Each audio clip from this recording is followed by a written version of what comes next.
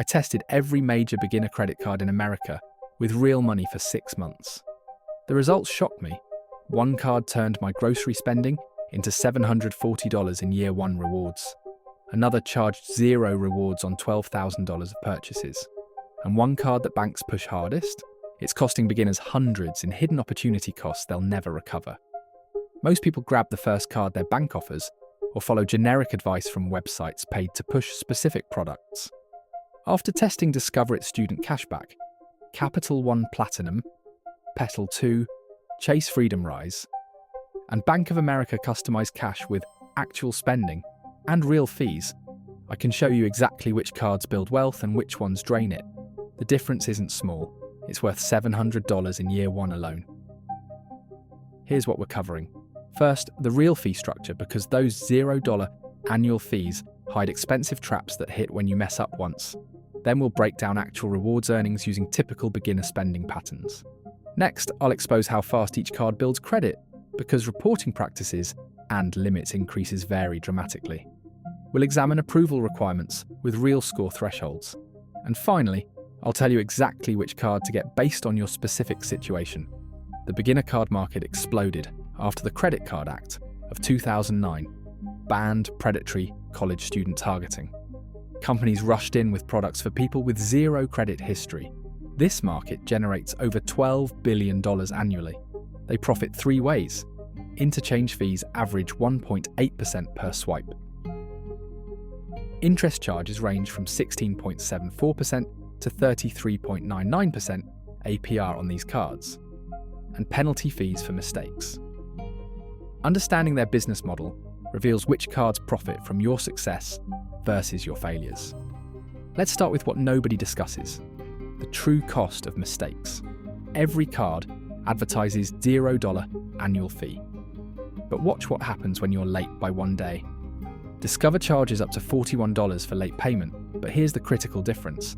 No penalty APR. Capital One Platinum hits you with $40 late fee, and no penalty APR either. Petal 2 charges 0 late fees. 0. Chase Freedom Rise charges up to $40. Bank of America. Customized Cash charges up to $41, but the late fee is just a visible cost. Most cards trigger penalty APR after 2 late payments in 6 months. That penalty rate can hit 29.99% and stay there for minimum 6 months. On a $1,000 balance, that's $75 extra in interest over 6 months compared to standard rates. 1 late payment's real cost? Over $100 when you factor everything in. Only Discover and Capital One skip penalty APR entirely on these beginner cards. Petal takes it further with 0 late fees period. Now the returned payment trap. Your checking account is $20 short when your credit card payment processes. First hit, your bank charges $35 overdraft. Second hit, the card charges returned payment fee up to $41. You just paid $76 for being $20 short. And the missed payment hits your credit report across all 3 bureaus. Only Petal 2 charges 0 returned payment fees. Foreign transaction fees matter more than people think. 4 of these 5 cards charge 3% on international purchases. Only Discover charges 0. A $500 international flight becomes $515 on Capital One, Chase, Petal, or Bank of America. It stays $500 on Discover. If you buy from international websites or travel, that adds up fast. The reward structures reveal where companies actually want you to succeed. Discover It. Student offers 5% cash back on rotating categories, up to $1,500 per quarter when you activate. That's $75 per quarter maximum in those categories, plus 1% on everything else. Umgarna, the game changer. Cashback match in year 1 doubles everything. On typical $1,000 monthly spending with strategic category use, you'll earn around $370 in regular rewards. The match doubles it to $740. Real money, but you must activate categories each quarter or you lose it completely. Capital One. Platinum offers 0 rewards, not 1%, not 0.5%, nothing. Spend $12,000 in year 1, earn $0 back. The opportunity cost versus Discover is $740 in year 1 alone. Petal 2 gives 1% on eligible purchases, rising to 1.25% after 6 on-time payments and 1.5% after 12 on-time payments. Sounds reasonable until you read eligible purchases carefully. Rent doesn't qualify. Utilities don't qualify. Many subscriptions don't qualify. On typical spending, only 70% of purchases qualify. That means on $1,000 monthly spending, you earn roughly $8 monthly.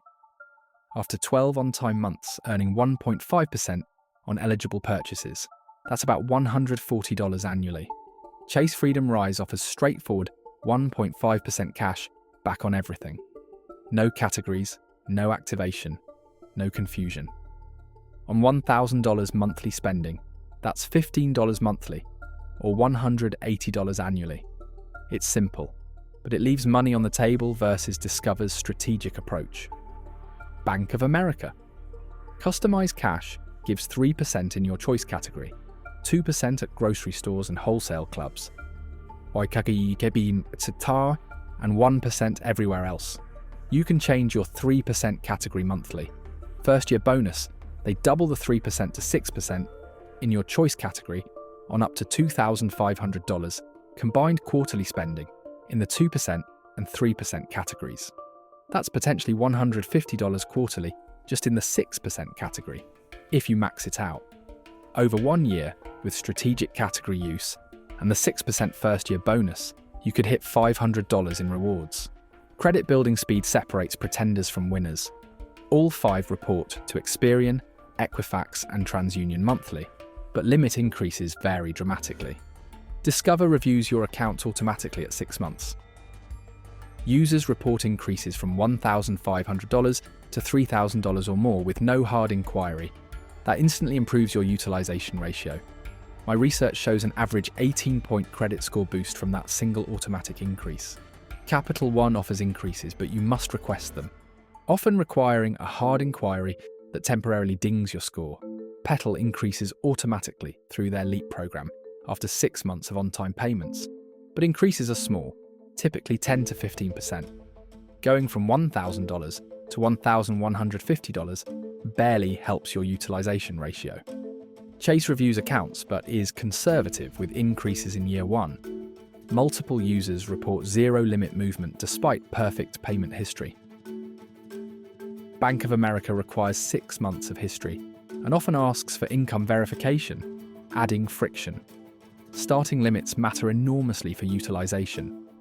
If your limit is $500 and you spend $300, you're at 60% utilization before you even get the bill. That crushes your score even if you pay in full monthly. Discover typically starts between $500 and $2,000. Capital One often starts at $300 to $500. Petal ranges $300 to $10,000 based on bank account analysis. Chase ranges $500 to $5,000. Bank of America ranges $500 to $3,500.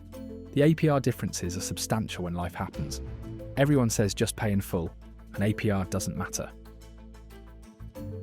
True until medical emergency or car repair forces you to carry a balance. Discover charges 16.74% to 25.74% variable.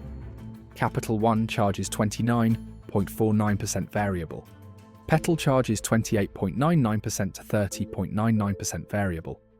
Chase charges 25.74% variable. Bank of America charges 17.74 to 27.74% variable. When you're forced to carry $1,000 for 6 months, the difference between 17.74% and 29.49% is $61 in interest charges. Approval requirements vary more than advertised. Capital One, Platinum approves almost anyone with a pulse.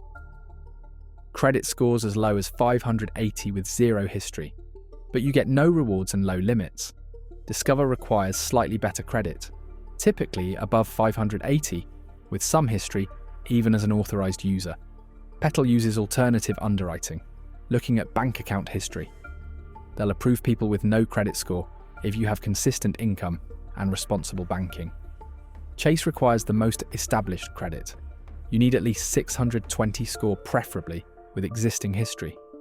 They deny more applicants than anyone. Bank of America sits middle ground approving scores as low as 590 with some history. Here's what could go wrong. The foreign transaction fee trap hits travelers. 3% on every international purchase adds up. The low limit trap means 60% utilization crushes your score even with responsible use. The high APR trap turns emergencies into expensive debt. The quarterly cap trap on Bank of America means after $2,500 in bonus categories, you're earning 1% on everything. Exactly what you should do depends on your situation. If you have zero credit history and shaky income, start with Capital One Platinum. You'll get approved. Use it only for small purchases under 10% of limit. Pay in full monthly. After 6 months of perfect history, apply for Discover and move your spending there. If you have a credit score above 580 and regular spending of at least $500 monthly, get Discover It Student immediately. The $740 first-year rewards with cashback match destroys everything else. Activate those 5% categories religiously. This builds credit fastest and pays you most. If you have zero credit score but strong banking history and income above $30,000, Petal 2 makes sense. They'll approve you when others won't. The 1 to 1.5% beats Capital One's 0. Zero fees across the board protects you from mistakes while learning. If you're extremely organized and want simplicity without category tracking, Chase Freedom Rise gives you 1.5% everywhere. No activation, no category management. But you're leaving over $500 on the table versus Discover's strategic approach in year 1. If you can handle monthly category management and want first year 6% in a chosen category, Bank of America customized cash works. But the $2,500 quarterly cap limits big spenders, and 3% foreign transaction fees hurt travelers. Your likes guide what I investigate next. Hit subscribe for more deep analysis. After 6 months of real testing with actual money and real fees, Discover It. Student wins for 80% of beginners. $740 first-year rewards with cashback match. Automatic limit increases without hard inquiries. No penalty APR. Zero foreign transaction fees. Fastest credit building. Capital One. Platinum works only if you literally cannot get approved anywhere else. Petal 2 serves the unscorable with zero fees. Chase gives simplicity without optimization. Bank of America works for category managers willing to track quarterly caps. Your first credit card either launches your financial